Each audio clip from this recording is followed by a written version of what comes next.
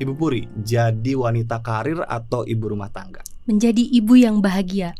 Mau menjadi wanita karir atau menjadi ibu rumah tangga, yang penting bagi seorang ibu itu adalah bahagia, menjadi ibu yang bahagia. Tapi masyarakat masih banyak yang berpikir bahwa kalau perempuan itu bagusnya ngurus anak, ngurus suami di rumah aja. Gimana tuh? Ya, saya setuju bahwa tugas dan peran utama seorang ibu dan istri itu adalah mengurus suami dan anak-anak. Dengan cara apa? Dengan cara yang bahagia. Bagaimana supaya bahagia? Yaitu seorang perempuan harus berdaya dan berkarya. Karena karya itu adalah ungkapan dari cinta. Perempuan berdaya dan berkarya. Ini Betul. pasti erat kaitannya dengan tema kita terkait dengan pentingnya perspektif gender di keluarga.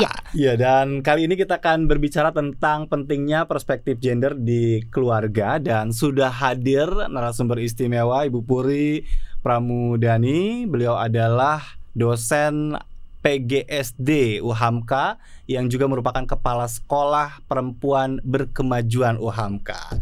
Terima kasih sudah hadir di Podcast Keluarga Jakarta, dan kita akan berbincang banyak nih. Dari cerita-ceritanya nih pasti akan banyak yang seru.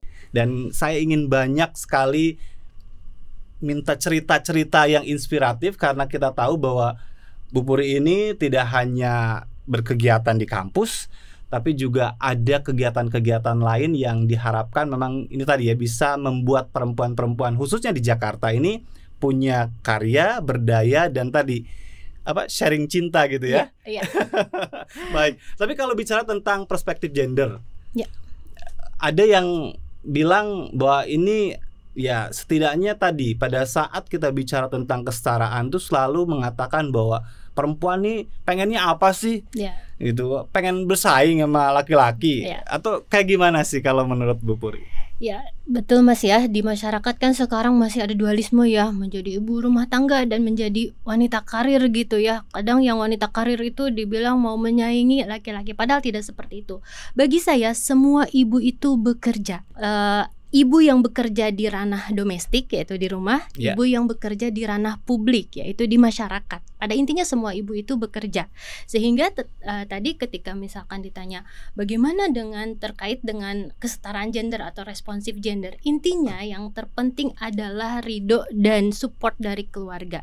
Saya sendiri di sini sering mengatakan ya kepada suami saya, tidak apa-apa gitu. Saya bekerja berkarir kadang mohon maaf ya, mungkin dari jenjang akademik juga saya lebih tinggi dari suami gitu. Tetapi beliau yang mensupport gitu ya. Kalau ada mah postdoc aja, dan udah pokoknya karena dia tahu bahwa potensi saya di akademik, tugas suami adalah mencari nafkah. Saya tanya tidak apa-apa itu kalau seperti itu, saya istilahnya kita perempuan lebih tinggi. Iya. Tidak apa-apa kata suami. Yang terpenting suami hanya minta 2 dari saya, yaitu menjadi istri yang hafizatun, yang bisa menjaga kehormatan keluarga, dan menjadi istri yang qanitatun, taat. Ketika komunikasi dibangun, ketika apa yang kita inginkan di antara peran suami dan istri itu terbangun dengan baik, insya Allah itu akan dijalani dengan baik juga. Apa yang bisa dikatakan kepada suami sehingga suami, karena kan saya juga ingin Bu Puri bisa membuka ya pikiran-pikiran suami-suami yang belum tentu sama seperti suaminya Bu Puri, begitu sangat terbuka begitu. Apa alasannya sehingga kita harus punya peran dalam artian saling mendukung tadi itu? Ya, yang terpenting kita saling tahu ya apa yang kita butuhkan, apa yang kita inginkan. Komunikasi tadi ya yang dibangun, saya maunya apa, suami maunya apa, dan yang terpenting kita tahu. Tadi saya setuju bahwa peran utama dari seorang istri dan ibu itu adalah mengurus suami dan anak-anak. Jadi sehingga, kalau bicara kodrat ya itu betul, clear ya kalau itu ya. Itu dulu kewajiban utama, tetapi ketika itu sudah terpenuhi, kita bisa istilahnya tetap berkarya dengan disupport tadi oleh suami. Saya sebagai seorang istri misalkan mencoba menjalankan peran sebaik mungkin, tentunya feedback dari suami juga dia akan mensupport. Lain halnya kalau misalkan kita tidak melaksanakan tugas itu dengan baik, itulah yang terjadi miskomunikasi dalam keluarga biasanya. Tapi apakah mungkin juga ada sebagian yang memang pada saat mengejar karir akhirnya lupa dengan kodratnya, atau tadi pada saat posisinya sudah jauh lebih tinggi ya akhirnya menjadi semakin dominan di keluarga dan membuat perspektif tentang gender ini memang masih bias, masih tadi masih tetap tidak merelakan seorang istri itu hebat gitu. Mungkin Itu tadi kembali lagi intinya adalah komunikasi di awal harus dibangun kesepakatan dulu ya. Tadi kan saya dengan suami sudah bersepakat bahwa tugas suami adalah mencari nafkah. Dia yang bekerja gitu, dan jujur yang menginginkan menjadi dosen itu adalah suami juga gitu ya. Karena dia bilang gitu ya, kenapa suami ingin saya menjadi dosen? Bukan untuk mencari nafkah, bukan untuk istilahnya menjadi wanita karir gitu yang sibuk atau seperti apa. Suami minta saya menjadi dosen karena ngajar itu adalah ibadah, ngajar itu adalah dakwah. Itu juga untuk membantu suami nanti, kalau kata suami ya, nanti di akhirat nanti kalau hisabnya misalkan kurang, itu bisa terbantu dengan amalan-amalan dakwah melalui mengajar tadi. Jadi memang harus ada kesepakatan, ini pembagian peran di mana. Sehingga kalau berkaitan dengan nafkah, ya itu berarti tugasnya suami gitu ya, mencari kebutuhan material untuk keluarga. Tetapi suami ingin, kenapa saya maju di bidang akademik? Dia hanya ingin ibunya itu bisa mengajarkan dan mendidik anak-anak dengan baik, plus bisa mengajar mahasiswa itu. Jadi modal pertamanya yang memang harus dibangun adalah komunikasi. Itu kunci yang pertama, betul, ya. Betul. Tapi kita tahu juga faktanya, bicara tentang kekerasan dalam rumah tangga ini kan angkanya tidak sedikit ya. Ini apakah tadi terkait dengan memang komunikasinya yang kurang atau ada hal lain yang membuat memang bicara tentang kekerasan dalam rumah tangga ini kan juga erat kaitannya juga nih dengan perjuangan kesetaraan juga nih, bagaimana? Ya, saya pernah ini mengikuti satu komunitas ya Mas ya, di mana di sana kita belajar bagaimana fitrah seorang laki-laki dan perempuan. Sedangkan perempuan itu sebagai pembasuh luka gitu ya, karena perempuan itu yang diutamakan itu adalah kasih sayang gitu kan ya, perasaan. Sehingga kalau laki-laki itu logikanya mungkin ya yang lebih jalan. Sehingga kalau di keluarga memang kita beri kesepakatan. Kalau yang misalkan mendidik dengan tanda kutip tegas itu bagian dari suami, ayahnya. Ketika anak-anak melakukan kesalahan, itu suami yang langsung bertindak gitu. Tetapi pada saat suami dalam tanda kutip misalkan memarahi anak-anak, marahnya dalam tanda kutip mendidik, saya sudah menyiapkan bahu saya sebagai pembasuh luka. Sehingga memang kedua peran itu harus ada gitu. Kalau misalkan satu tidak bisa terbangun gitu ya, nah itu yang mungkin akan sulit dan pada akhirnya terjadi miskomunikasi yang mengakibatkan kekerasan dalam rumah tangga. Sehingga pembagian peran itu harus jelas tadi. Kalau itu kan bicara tentang orang tua terhadap anak. Tapi kalau bicara tentang kasus kekerasan dalam rumah tangga suami dan istri gitu kan, apakah ini juga ada kaitannya dengan perspektif mereka tentang gender? Iya Mas, ini jadi pengalaman saya nih ya. Ketika di rumah gitu ya, apalagi waktu pada saat pandemi yang kita semua WFH gitu, saya harus mengajar, tetapi tetap gitu ya, saya tetap sambil menyuapi suami gitu ya. Ketika pulang mau dalam kondisi apapun, saya sedang sibuk, saya berusaha tutup laptop dulu, matikan HP gitu kan. Artinya di sana memang tetap kita itu ada norma-norma yang harus dijalankan. Sehingga kalau misalkan kita komunikasinya dengan baik dengan suami, insya Allah sih kalau menurut saya tidak akan ada kekerasan itu. Baik, tapi yang menarik adalah perempuan berkemajuan ya. Apa?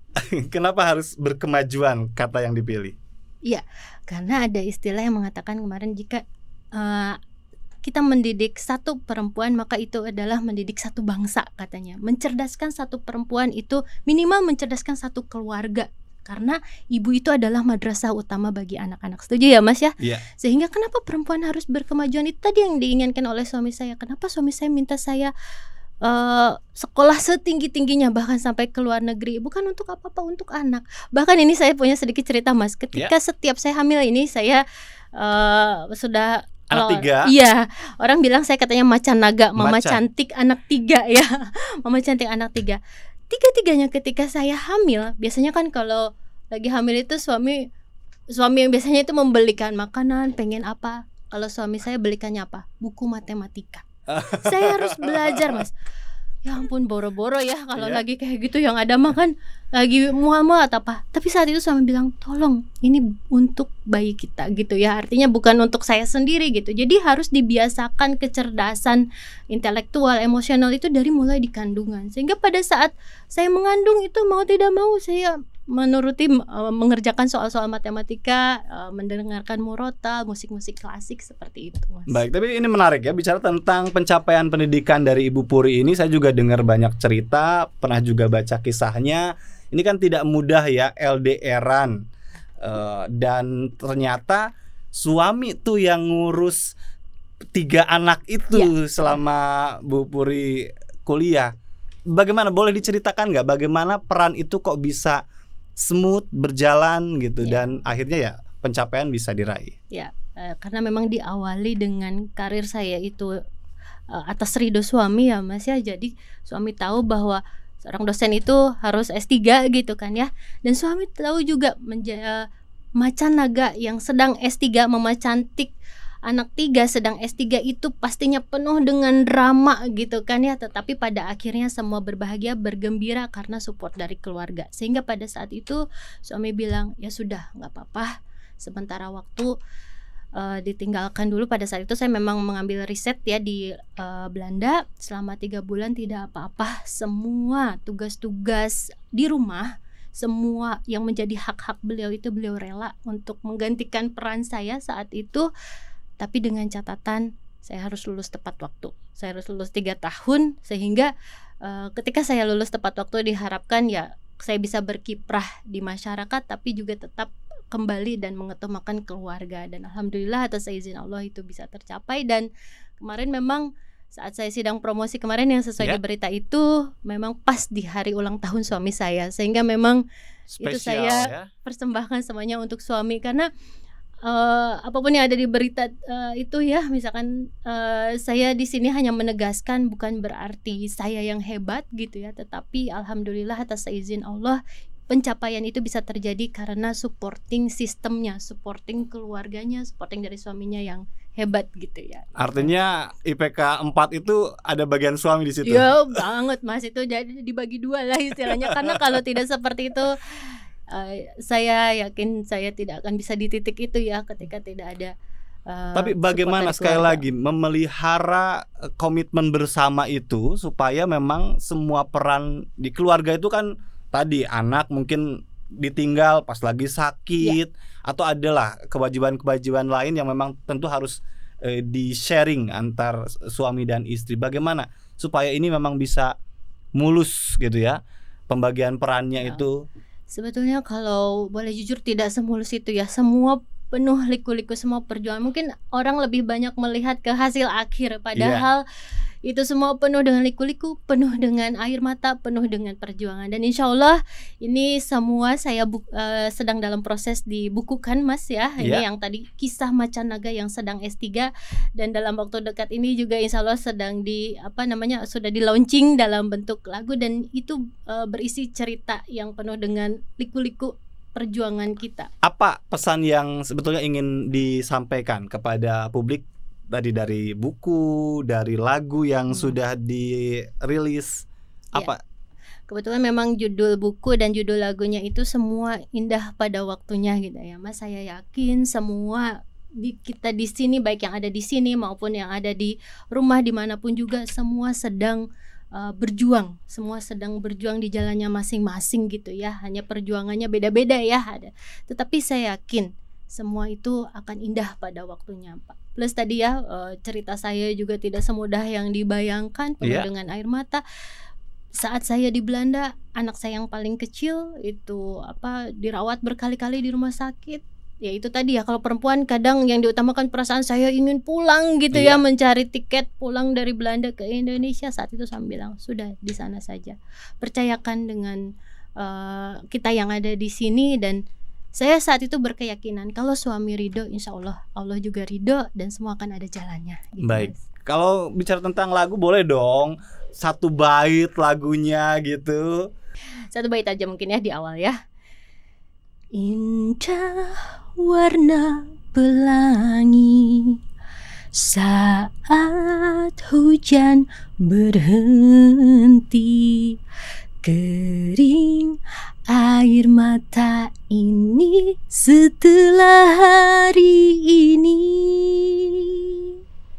Kini bahagiaku tiba saat ku pasrahkan semua lelah yang dulu ku rasa, ku ikhlaskan semua.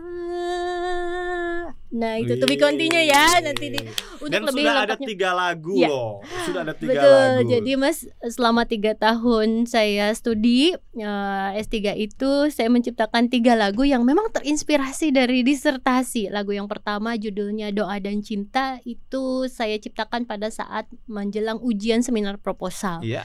Lagu yang kedua judulnya Mahabatullah, itu saya ciptakan pada saat saya mengambil data disertasi sedang galau-galaunya, yaitulah healingnya dalam bentuk lagu. Makanya saya tadi katakan bahwa karya itu adalah ungkapan dari cinta, sehingga kita bisa berkarya apapun ya, sebagai seorang ibu bisa menulis buku, bisa membuat lagu, atau mungkin ada yang senang memasak gitu. Itu adalah ungkapan-ungkapan cinta yang memang itu bentuk apa yang kita rasakan. Termasuk yang tadi semua indah pada waktunya, saya yakin semua yang sedang berjuang ketika tadi sesuai lirik tadi, setelah hujan pasti ada pelangi. Dalam Quran juga disebutkan ya, di Quran Al-Insyirah, bahwa di balik semua kesulitan akan ada kemudahan. Karena betul tadi ya, setelah berjuang, setelah liku-liku ada kebahagiaan. Tapi hal yang paling berat dalam perjuangan apa? Itu tadi yang anak-anak sakit gitu ya Mas. Pada saat kemarin sampai ke menjelang sidang promosi pun, saya saat itu was-was gitu ya. Sepertinya saya tidak bisa menghadiri karena memang anak saya cukup parah sakitnya saat itu tuh ya. Tetapi lagi-lagi mungkin doa dan support dari semuanya seperti ada keajaiban Mas. Makanya memang judul disertasi saya juga itu mengembangkan satu desain yang dinamakan Nara Cantik. Nara Cantik itu hasil formulasi saya dengan para pendidik di Belanda, Noticing and Reflective Ability provoked by challenging and realistic. Tetapi Nara itu adalah sebetulnya anak saya yang ketiga itu, yang memang dilahirkan pada saat saya sedang studi S3, dan harapannya semoga dengan dibuatnya satu karya Nara Cantik itu menjadi doa, semoga Nara menjadi anak yang soleha dan sehat selalu Mas. Artinya kalau saya mungkin salah atau benar saya nggak tahu ya, tapi pada saat keluarga itu membangun kepercayaan, pada saat pencapaian itu diraih, ternyata kembali lagi ke keluarga ya. Nggak bakal lah cinta itu lari kemana-mana kalau di keluarganya itu udah penuh dengan peran dan penuh dengan cinta gitu ya. Betul. Tapi ada tips nggak supaya masyarakat juga sadar dengan perspektif gender ini di keluarga, Bu Puri? Tipsnya yang tadi, yang pertama yang saya katakan selalu berkali-kali ya di pembicaraan kita hari ini, yang pertama adalah komunikasi antara suami dan istri, dan juga dengan anak juga ya. Berikan kepercayaan. Kalau boleh sedikit saya sharing, saya memang sebelum saya ke Belanda kemarin, pokoknya dari zaman berapa tahun ini tidak ada ART gitu ya, baru kemarin saja karena pas saya ke Belanda baru ada ART lagi. Tapi itu adalah keputusan saya pada saat itu saya hamil besar sedang S3, tapi saya sendiri yang memutuskan tidak mau ada ART. Kenapa? Karena saya ingin membangun teamwork.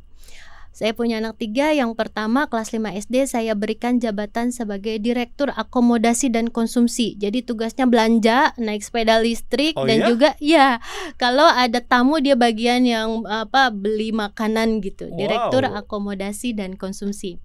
Anak saya yang kedua kelas 1 SD 7 tahun, dia jabatannya itu adalah Menteri Perairan dan Direktur Kebersihan. Apa itu tugasnya? Jadi kalau suami kan mewajibkan kita minum air putih itu minimal 2 liter ya. Jadi kita masing-masing punya tumbler, dan itu tusinya anak saya yang kedua untuk ngisi sekalipun air. Kelas 1 SD. Iya, ngisi air di tumbler itu ya. Jadi udah punya mumu itu panggilan ke saya, bubu ke ayahnya. Dan Direktur Kebersihan. Jadi untuk yang buang diapers adik bayi itu tugas yang kedua. Akang Zian namanya gitu. Dan itu berjalan ya? Iya, dan suami juga kebetulan senang masak gitu ya. Jadi pada saat kalau misalkan kita lagi di rumah seperti kemarin, suami yang masak, saya yang cuci piring. Capek sih Mas, tapi seneng gitu ya, terbangun gitu peran masing-masing, dan chemistry keluarga itu lebih terbangun. Jadi lebih seru lah gitu ternyata. Luar biasa sekali, sangat menginspirasi ya. Banyak hal yang bisa kita ambil dari cerita perjuangan Ibu Puri, kemudian dari pembagian peran yang itu tentu saja bisa terimplementasi karena komitmen ya. Kemudian juga tadi memelihara komunikasi. Mudah-mudahan apa yang tadi disampaikan oleh Ibu Puri bisa juga terimplementasi kepada keluarga Jakarta, karena kita sangat berharap nih ya, memang terkait dengan perspektif gender di keluarga ini benar-benar nyata dalam mewujudkan keluarga Jakarta yang bahagia. Ya. Terima kasih banyak atas waktunya Ibu Puri, luar biasa banget, banyak cerita-cerita yang menginspirasi dan keluarga Jakarta pasti setuju ya. Makanya jangan lupa untuk membagikan video ini, like dan komen juga ya. Tetap bersama kami karena kita juga nanti akan menghadirkan narasumber-narasumber istimewa lainnya di podcast Keluarga Jakarta. Saya Aditya Turatma, sampai jumpa.